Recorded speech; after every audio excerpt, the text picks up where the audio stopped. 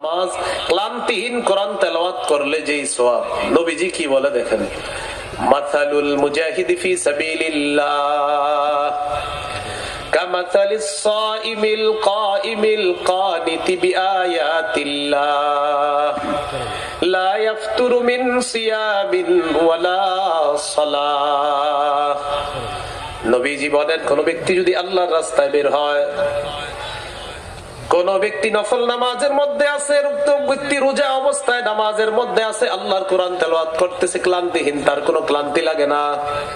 এই ক্লান্তিহীন রোজাদার, ক্লান্তিহীন নামাজরত ব্যক্তি, ক্লান্তিহীন কোরআন তেলাওয়াতরত ব্যক্তির যে সওয়াব, জিহাদের ময়দানে কোন মুজাহিদ পা রাখার সাথে সাথে আল্লাহ তাআলা তার আমলনামায় এই পরিমাণ সওয়াব লিপিবদ্ধ শুরু করে দেয়। জিহাদে শুধু আসছে, তার আমল নামায় এই পরিমাণ মুহূর্তে মুহূর্তে তার আমল নামায় এই সওয়াব গুলা জারি চলতেছে, তার আমল নামায় লেখা চলতেছে। আবু দাউদ 1449 নম্বর হাদিস, 1449। একজন সাহাবী, তার নাম আব্দুল্লাহ ইবনে হুবশিগিল খাসআবী রাদিয়াল্লাহু তাআলা, তিনি বলেন, আন্না রাসূলুল্লাহ সাল্লাল্লাহু আলাইহি ওয়াসাল্লাম সুইলা আইয়ুল আমালি আফযালু ইয়া রাসূলুল্লাহ। নবীজিকে প্রশ্ন করলেন, হুজুর, আল্লাহর কাছে কোন আমল সবচেয়ে শ্রেষ্ঠ? فقال رسول الله صلى الله عليه وسلم طول القيام, লম্বা সময় নামাজের মধ্যে দাঁড়িয়ে থাকা আল্লাহর কাছে সবচেয়ে শ্রেষ্ঠ আমল। লম্বা সময় নামাজে দাঁড়াবেন, এই জন্য জোহরের আগের 4 রাকাত সুন্নাত 3.5 মিনিটে শেষ করবেন। মসজিদে গিয়ে ঢুকছে, দুইটা দেখে 2 মিনিট আছে এখনো নামাজের, কয় মিনিট? আল্লাহু আকবার। একেবারে 2 মিনিট আপনি দেখবেন শেষও করবে, সে 2 মিনিটে কমপ্লিট করবে। তাকায় দেখবেন সে 2 মিনিটের মধ্যে পুরো প্যাকেজ কমপ্লিট। আপনি যদি পাশে পয়সা থাকেন, উনি রুকুতে গিয়ে এমন করে দেখবেন, মানে কি বুঝাইছে জানেন? সুবহানা রাব্বিয়াল আযীম। এই পুরা বাক্যে একটু মন দিয়ে বলেন তো, সিন কয়বার পুরা বাক্যে? একবার।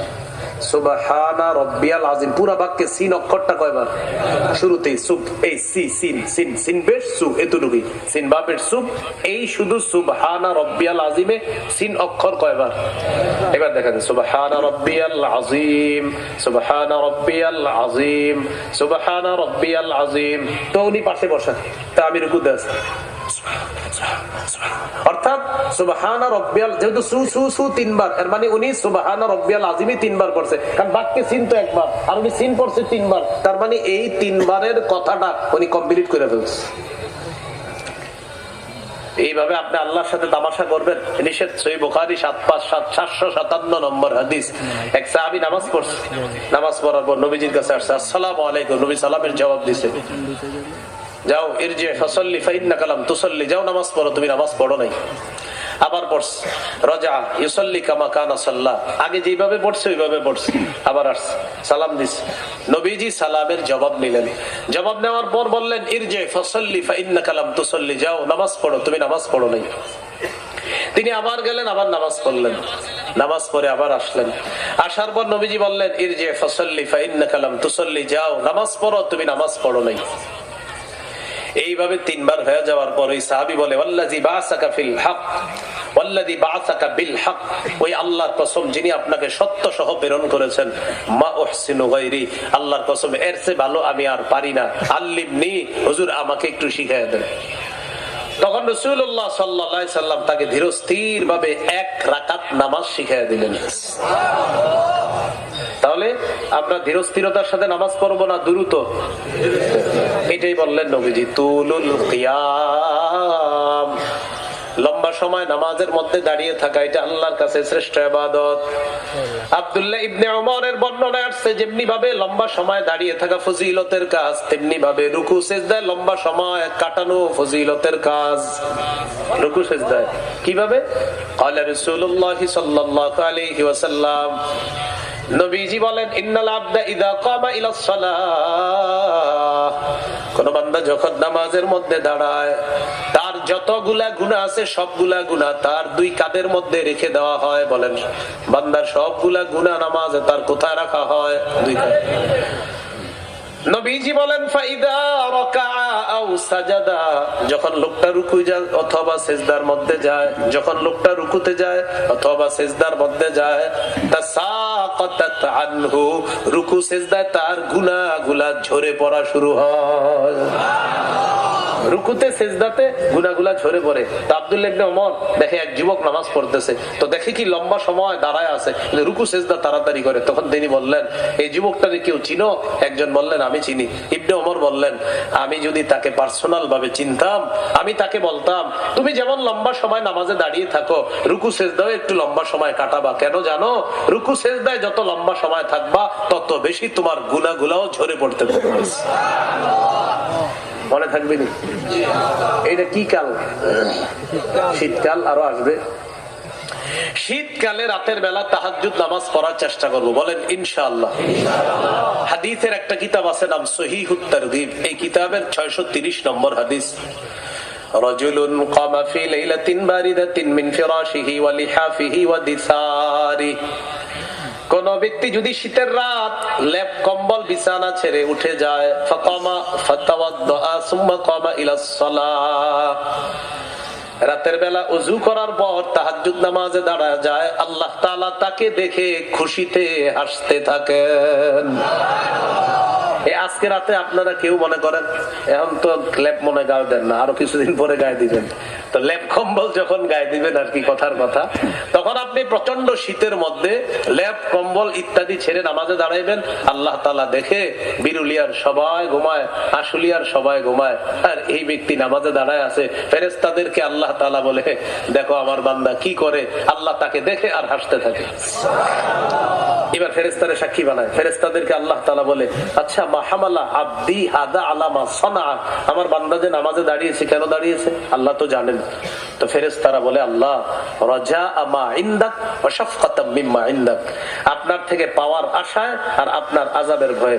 আল্লাহ তাআলা বলেন, আ'তাইতুহু মা রাজা, যে আশায় দাঁড়াইলো দিয়ে দিলাম, ওয়া আম্মানতুহু মিম্মা ইয়াখাফ, যে ভয়ে দাঁড়িয়েছে ওই ভয় থেকে নিরাপত্তা দিয়ে দিলাম। মনে আসেনি? নবীজির প্রশ্ন করছে কোন আমল শ্রেষ্ঠ, নবী বললেন লম্বা সময় নামাজে দাঁড়িয়ে থাকা। আমরা ইনশাআল্লাহ এই শীতে ইবাদতটা করার আমরা চেষ্টা করবো, আল্লাহ তৌফিক দান করেন।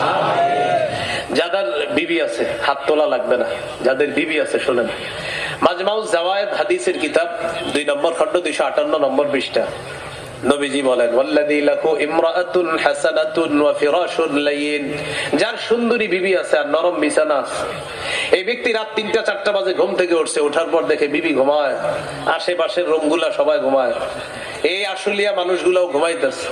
তখন সে চিন্তা করলো, আমার আল্লাহ তো ঘুমায় না, লা তাখুযুহু সিনাতু ওয়ালা নাওম, আল্লাহ ঘুমান না, ঘুমানো আল্লাহর জন্য স্বভাব পায় না। ইবনে মাজার হাদিস, নবীজি বলেন, ইন্নাল্লাহা লা ইয়ানাম ওয়া লা ইয়ানবাগী লাহু আইয়ানামা, আল্লাহ তাআলা ঘুমান না, ঘুমানো আল্লাহর জন্য স্বভাব পায় না।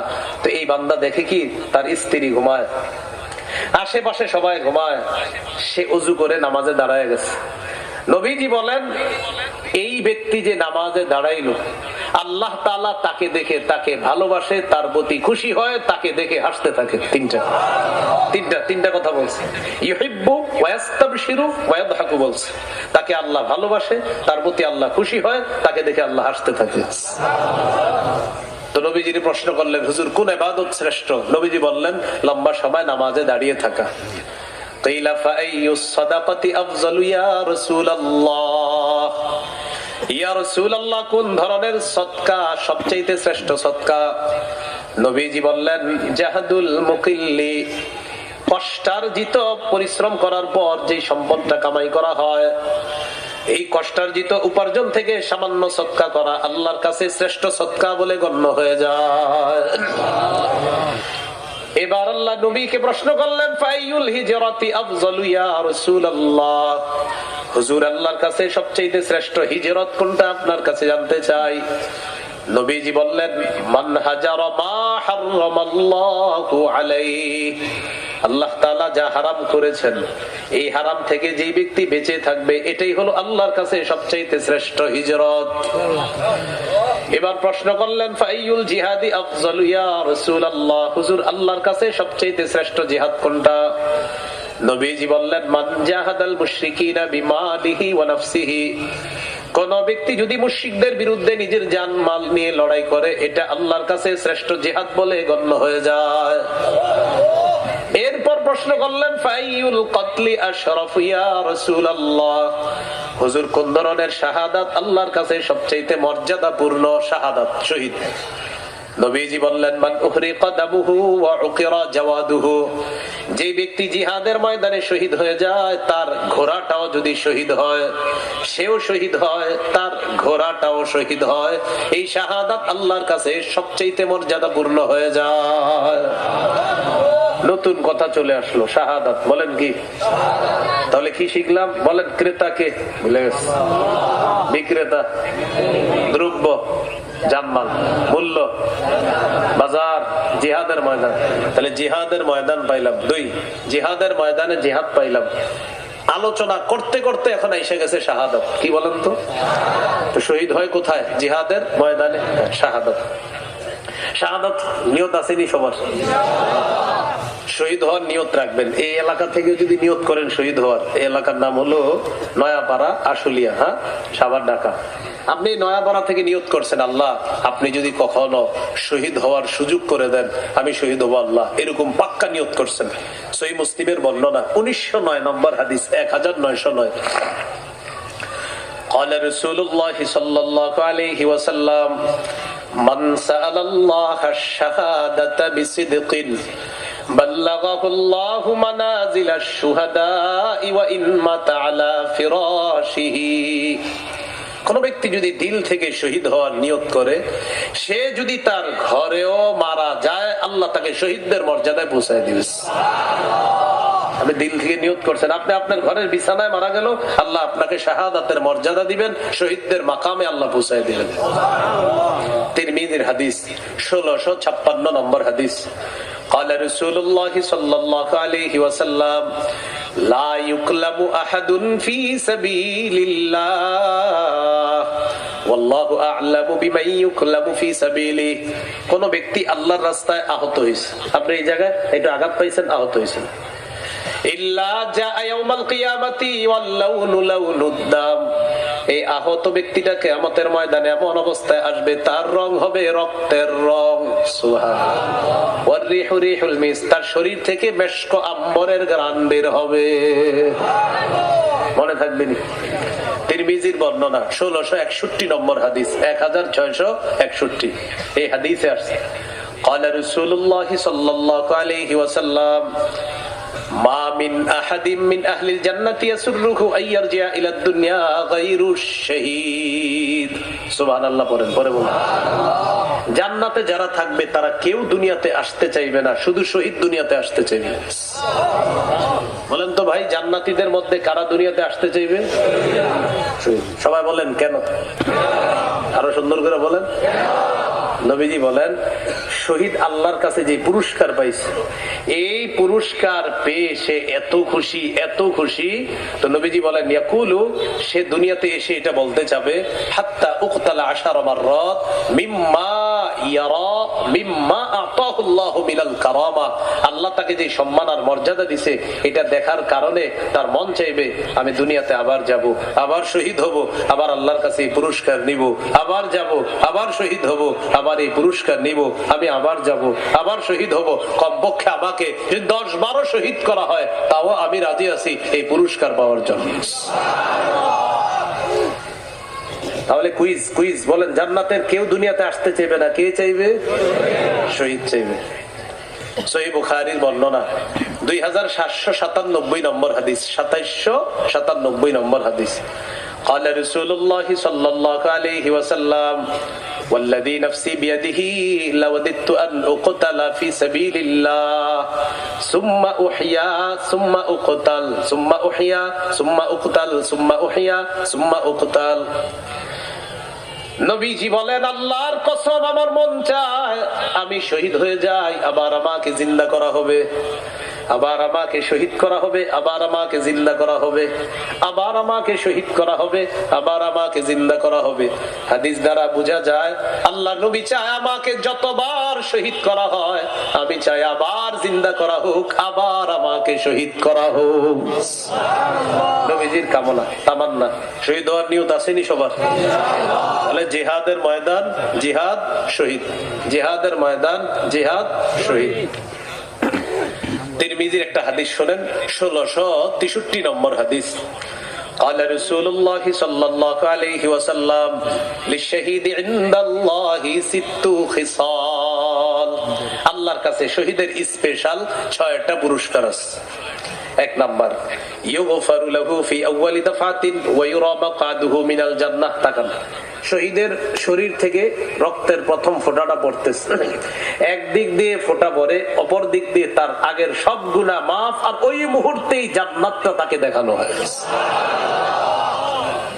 প্রথম ফোঁটাটা পড়তেছে, ইউগফারু লাহু ফি আউয়ালি দাফাতিন ওয়া ইউরা মাকআদুহু মিনাল জান্নাহ। তার ফোঁটা পড়তেছে, গুনাহ মাফ হয়ে গেছে অলরেডি, আর জান্নাতের আসনটা তাকে দেখানো হচ্ছে। এই যে, এই যে তুমি শহীদ হচ্ছ না, এখানে থাকবা, এখানে থাকবা, দেখানো হচ্ছে। 1 নাম্বার। 2 নাম্বার, ওয়ায়ুজারু মিন আযাবিল কবরি। তাকে আমরা যে কবরে দাফন করব, এই কবরের আযাব নিয়ে তার কোনো টেনশন নাই, অলরেডি তাকে সেখান থেকে আযাব থেকে নিরাপত্তা দেওয়া হয়ে গেছে। 3 নাম্বার, ওয়ায়ামানু মিনাল ফাজাইল আকবার। কিয়ামতের ময়দানের বিভীষিকাময় মুহূর্ত আর জাহান্নামের আযাব থেকে সে নিরাপত্তা লাভ করবে। 4 নাম্বার, ওয়ায়ুদাউ আলা রাসিহি তাজুল ওয়াকারিল ইয়াকুতাতু মিনহা খায়রুম মিনাদ দুনিয়া ওয়া মা ফিহা। জান্নাতের মরমর পাথর খচিত মুকুট তার মাথায় পরিয়ে দেওয়া হবে, যেই পাথর দুনিয়া আর দুনিয়াতে যা কিছু আছে এর চাইতে আরো দামি। 5 নাম্বার। 5 নাম্বারটা কি বলবো? তাহলে সবাই মন দিয়ে শুনেন, বলবো। ওয়ায়ুজাওয়াজু সিনতাইনি ওয়া সাবঈনা যাওজাতাম মিনাল হুরিল ঈন। আলেমরা বুঝে ফেলছে তো, এইজন্য সুবহানাল্লাহ বলছে। আপনারা বুঝেননি, আপনারা সুবহানাল্লাহ বলেন। ওয়ায়ুজাওয়াজু সিনতাইনি ওয়া সাবঈনা যাওজাতাম মিনাল হুরিল ঈন। শহীদের সাথে 72 জন হুরকে বিয়ে দেওয়া হবে। সুবহানাল্লাহ। 6 নাম্বার, ইউশাফাউ ফি 70 মিন আকারিবিহি। শহীদের নিকট আত্মীয়ের কমপক্ষে 70 জনের ব্যাপারে তার সুপারিশ কবুল করা হবে। এবার আপনাদেরকে উহুদের যুদ্ধের শহীদদের একটা ঘটনা শোনাই। আবু দাউদের হাদিস 2520 নম্বর হাদিস, 2520। এই হাদিসের বর্ণনাকারী আব্দুল্লাহ ইবনে আব্বাস রাদিয়াল্লাহু তাআলা আনহুমা তিনি বলেন, قال رسول الله صلى الله عليه وسلم لما أصيب إخوانكم بأحد جعل الله أرواحهم في جوف طير خضر। নবীজি বলেন, তোমাদের ভাইদেরকে যখন উহুদ যুদ্ধে শহীদ করা হলো, তাদের আত্মাগুলা আল্লাহ সবুজ পাখির পেটে ঢুকিয়ে দিয়েছে।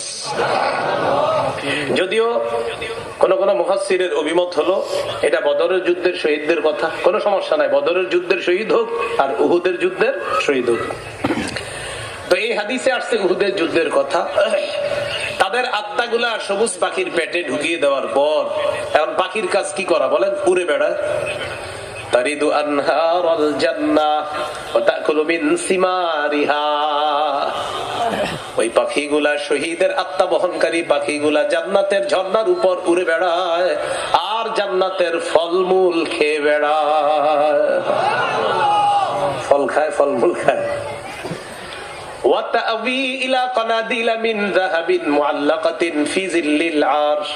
আরশের নিচে স্বর্ণ দ্বারা তৈরি করা ফানুস আছে, এই ফানুসের মধ্যে ওই পাখিগুলা বসবে। বসার পর পাখিরা আপোষে কথা বলবে। পাখিরা মানে শহীদরা। কারা? শহীদরা আপোষে কথা বলবে। কি বলবে দেখেন, নবীজি বলেন, ফালাম্মা ওয়াজাদু তিবা মাকালিহিম ওয়া মাশরাবিহিম ওয়া মাকিলিহিম। শহীদরা যখন তাদের মনোভূত বাসস্থান পায়, মনোভূত পানীয় পায়, মনোভূত ঘর বাড়ি খাবার ইত্যাদি পায়, পাওয়ার পর শহীদরা বলতে থাকে, মাইয়ুবাল্লিগু আন্না ইখওয়ানানা আন্না নুরযাকু ওয়া ফি রিওয়ায়াতিন নাহনু নুরযাক।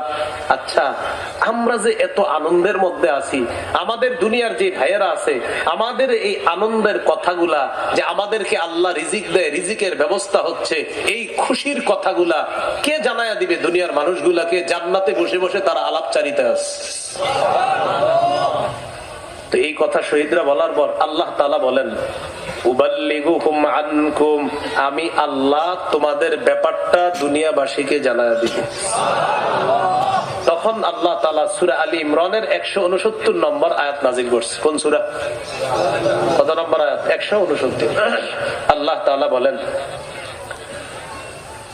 ولا تحسبن الذين قتلوا في سبيل الله أمواتا بل أحياء عند ربهم يرزقون।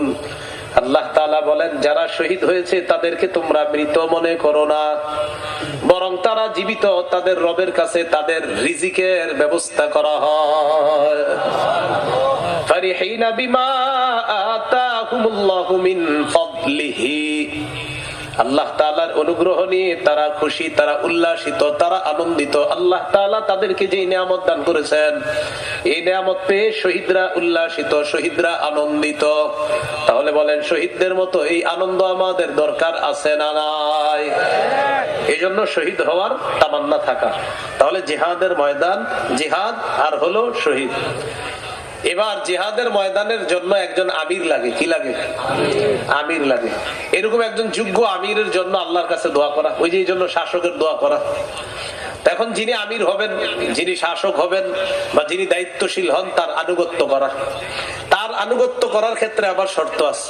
আল্লাহর আনুগত্যে কোনো শর্ত নাই, রাসূলের আনুগত্যে, আল্লাহর হুকুমে কোনো শর্ত নাই। সূরা নিসা 59 নম্বর আয়াত, ইয়া আইয়ুহাল্লাযীনা আমানু আতিউল্লাহ ওয়া আতিউর রাসূল, হে ঈমানদারগণ, আল্লাহর আনুগত্য করো, রাসূলের আনুগত্য করো। আল্লাহর আনুগত্য নিঃশর্ত ভাবে, রাসূলের আনুগত্য নিঃশর্ত ভাবে, বাকি আল্লাহর হুকুম, এতটুকু পার্থক্য। এরপরে হলো ওয়া উলিল আমরি মিনকুম, শাসক আমিরের আনুগত্য শর্ত লাগবে। বলেন সবাই, শর্ত লাগবে। বলেন আমিরের ইতাআত, আর জোরে বলেন কি? এটা অর্থ আনুগত্য। বলেন কি? সেটা আর কি ইতাআতে বলেন, এটা এখন পরিচিত শব্দ হয়ে গেছে। বলেন আমিরের ইতাআত, নিঃশর্ত ভাবে করা যাবে না। আমির যদি নাফরমানিমূলক কথা বলে, আজাইরা ব্যাখ্যা করে, আলেমরা যদি ধরা দেয়, সে যদি তারামি করে, সেই আমিরের কথা শোনাও যাবে না, ইতাআতও করা যাবে না। দলিল বলেন, সহিহ বুখারী 7144, সহিহ বুখারী 4340। আলেমদের কথা না মানলে এই হাদিসগুলা মানা হবে না। আলেমদের কথা না মানলে হাদিসগুলা, এই জন্য বুঝে শুনে কাজ করবেন। কোন ইস্তেমায় যাইবেন না যাইবেন এখনো সিদ্ধান্ত নেন। তো সহিহ বুখারী 7144 নম্বর হাদিসে আছে, নবীজি বলেন, আস-সামউ ওয়াত তাআতু আলাল মারইল মুসলিমি ফীমা আহাব্বা ওয়া কারিহা মা লাম ইউমার বিমাসিয়া। মুসলমানরা শাসক মানবে ততক্ষণ, আমির মানবে ততক্ষণ, যতক্ষণ সে কোনো নাফরমানিমূলক কথা না বলবে। ফাইদা উমিরা বিমাসিয়াতিন, যদি নাফরমানিমূলক কথা বলে, নাফরমানিমূলক আদেশ করে, যদি হুকুম করা হয়, ফালা সামআ, কথা শোনাও যাবে না, ওয়ালা তাআতা, তার ইতাআতও করা যাবে না। এবার সহিহ বুখারীর 4340 নম্বর হাদিসটা শুনেন। এই হাদিসটি শুনলেই হবে না, সবার মুখস্থ করতে হবে গল্পের মতো। তাহলে আমি গল্পের মতো বলি, আপনারা মুখস্থ করেন। হ্যাঁ, আলী রাদিয়াল্লাহু তাআলা আনহু বর্ণনা, আমি সুন্দর করে বলি, একটু শুনেন। একটা বাহিনী নবী যুদ্ধে পাঠাইছে। বুখারী 4340, বাআসা নবী সাল্লাল্লাহু আলাইহি সাল্লাম সারিয়াতান ফাস্তা'মালা আলাইহিম রাজুলাম মিনাল আনসার ওয়া আমারহুম আইয়ুতিউহু। একটা বাহিনী নবী জিহাদে পাঠাইছে, একজন আমির বানায়া দিছে। যারা সেনাবাহিনীতে আছে তাদেরকে বললেন, আমির সাহেব যা বলবে সব শুনবা। তো আমির সাহেব বাহিনী নিয়ে রওনা করছে। রওনা করার পর এবার আমির সাহেবের গদিবা রাগ উঠছে, কোনো কারণে আমির সাহেবের রাগ উঠছে। রাগ ওঠার পর আমির সাহেব সবাইকে বলবেন, আলাইসা কদ আমারাকুম রাসূলুল্লাহ সাল্লাল্লাহু আলাইহি ওয়াসাল্লাম আন তুতিউনি, আচ্ছা নবী কি তোমাদেরকে বলে নাই আমার আনুগত্য করতে? কে বলতেছে? আমির সাহেব। ভাই কেউ যেন আওয়াজ না করে, এটা পুরো মন দিয়ে শুনতে হবে। ভাইয়া আওয়াজ করো না তোমরা। তো নবীজি কি তোমাদেরকে বলে নাই আমার আনুগত্য করতে? খুব মন দিয়ে শোনেন। তো সব সাহাবীরা বললেন, হ্যাঁ নবীজি বলছে আপনি যা যা বলবেন আমরা যেন তা তা শুনি। তো আমির সাহেব রাগে বলতেছে, তাহলে আমার কথা শোনো, ইজমাউলি হাতবা, লাকড়ি সংগ্রহ করো। ফাজামাউ, সবাই লাকড়ি সংগ্রহ করে আনছে। এবার আমির সাহেব বললেন, আউকিদুহা নারো, লাকড়িতে আগুন লাগাও। ফাউকাদুহা নারো, তারা লাকড়িতে আগুন লাগাই দিছে। আগুন লাগানোর পর আমির সাহেব বললেন, উদখুলুহা নারো, এবার আগুনে ঝাঁপ দাও। কি করো? নবী বলছে আমি যা বলবো তা শুনবো। তাহলে আমির সাহেব কি বললেন? লাকড়ি আনো, আগুন লাগাও, আগুনে ঝাঁপ দাও। এটা কোনো কল্প কাহিনী না। সহিহ বুখারী 4340 4340 নম্বর হাদিস। মোট হাদিস সংখ্যা 7563টা। অনেকের মোবাইলে হাদিসের অ্যাপস থাকে, আমি জানি আপনাদের, এখনই মিলাম। তাহলে রাসূল সাল্লাল্লাহু আলাইহি সাল্লাম বললেন আমি যা বলবে তা শুনবা। তো আমির সাহেব বললেন লাকড়ি আনো, আগুন জ্বালাও, জ্বালাইছে। এবার সবাই ঝাঁপ দাও। আশ্চর্যের বিষয় কি জানেন? ফাহাম্মু, সব সাহাবীরা তৈরি হয়ে গেছে আগুনে ঝাঁপ দিবে। তো ঝাঁপ দিবে যখন, তখন একজন আরেকজন এইভাবে ধরতেছিল, খোসায় খোসায় এইভাবে। ফাজালা ইউমসিকু বাদুম বাদ, একজন আরেকজন ভাই আসলে ঝাঁপ দিমু, আসলে ঝাঁপ দিমু, এরকম একজন আরেকজনকে বলতেছে, এই আসলে কি আগুনে ঝাঁপ দিব আমরা? বলতেছে। কেন? আমির সাহেবরা বলছে ঝাঁপ দিতে। আমির সাহেব বলছে ঠিক, কিন্তু ফারাদনা মিনান নার ইলা রাসূলিল্লাহ, আরে আমরা তো আগুন থেকে বাঁচার জন্য রাসূলের কাছে আসছি, ইসলাম গ্রহণ করছি, সেই নবী আমিরের কথা মানতে গিয়ে আগুনে ঝাঁপ দিতে বলবে, এটা কেমন যেন লাগতেছে বিষয়টা। সাহাবীরা পরস্পর বলাবলি করতেছে। তো আপোষের মধ্যে বলাবলি চলতেছে। একদল কয় ঝাঁপ দাও, আরেক দল কয় না, আমরা আগুন থেকে বাঁচার জন্য নবীর হাতে হাত রাইখা মুসলমান হইলাম, এই নবী আগুনে ঝাঁপ দিতে বলবে কেমন যেন মনে হচ্ছে। এগুলা করতে করতে হাত্তা খামাদাতিন নার, আগুন নিভে গেছে। আমির সাহেবের রাগ সাকানা গদবহু, রাগও ঠান্ডা হয়ে গেছে। বলেন আলহামদুলিল্লাহ। শুধু আমাদের হযরত জিতটা 9-10 বছরে ঠান্ডা হইল না। মানে কি ঠিক কথা কেউ কারো গায়ে নিয়েন না। আমি এই কথা তাদেরকে বলতেছি যাদের মাঝে এই খারাপ স্বভাব আছে। এখন বলতে পারেন হুজুর আপনি মনে হয় আমারে বলছেন, তো আপনি এই কাজ করলে তো আপনারই বলছেন। মানে কিছু মানুষ আছে আপনাদেরকে মাহফিলের পরে বলবে আরিফ বিন হাবিব কথাটা কারে বললো, আপনারা বুদ্ধি আলামতে আপনাদেরকে ধর্মে, আপনারা বলবেন যে এটা করে তারে, তো বলবে কে? বলবেন যে, যেটাকে বলবেন সে। তো যিনি আপনাদেরকে পেঁচাবে বলবেন আপনি এরকম করেন কিনা বলেন, যদি বলে হ্যাঁ তো আপনারই ওয়াজ করছে, আর যদি বলে না তো আপনি টেনশন দেন। কোন এলাকায় যদি বেদাতের বিষয়বস্তু দেয়, আমার একটু বেদাতের ওয়াজ করি, ওই মিরপুর শাহ আলী মাজারের সামনে একটু আগে বেদাতের বিষয় ছিল, একটু আগে বয়ান করে আসছে মিরপুর। তো বেদাতের বিষয় বয়ান করছি, মাজারের কি কি ভয়ঙ্কর বিষয় আছে এগুলা। তো বয়ান করার পরে আপনি যখন বয়ান করি তখন একটা অভ্যাস আশেপাশে, হুজুর এই কথাগুলা কারে বলে? আমি বললাম যারা মাজার পূজারী তাদেরকে বলি। কারা? আমি বললাম যারা। যারা কে? আমি বললাম যারা তারা। তারা কারা? আমি যারা মাজার পূজা করে তারা। আপনি করেন কিনা সেটা বলেন। যদি বলে হ্যাঁ তো বলেন তো আপনি করছি, যদি বলেন না তো আপনি টেনশন নেই। এখন এই যে আমিরের অনুগত্যের বিষয়টা ইমাম সাহেবদেরকে জ্বালাইবেন জানি। হুজুর কারে বললো? আপনারা বলবেন এটা যে করে তারে। হুজুর সেটা কে? বলবেন সেটা যে। আরে যেটাই কে? বলবেন যেটাই তো সে। এর মুখ থেকে বের করাবেন সে যে অন্যায় পথে আছে, তখন বলবেন আপনি অন্যায় পথে আছেন, আপনাকে ওয়াজ করছে। ওর মুখ থেকে এটা বের করবেন। তো আমির সাহেবের রাগ ঠান্ডা হয়ে গেছে, আগুন নিভে গেছে। এই ঘটনা নবীর কাছে গেছে, হুজুর এরকম একটা ঘটনা ঘটতেছিল, আমরা তো আমিরের কথা শুনি নাই, এতে কি আমরা অপরাধ করছি? রাসূল সাল্লাল্লাহু আলাইহি সাল্লাম বললেন লাউ দাখালুহা মা খারাজু মিনহা ইলা ইয়াউমিল কিয়ামাহ, তারা যদি আমিরের কথা শুনে আগুনে ঝাঁপ দিত, কিয়ামত পর্যন্ত আগুন থেকে আর বের হতে পারতো না। নবীজি হাদিসের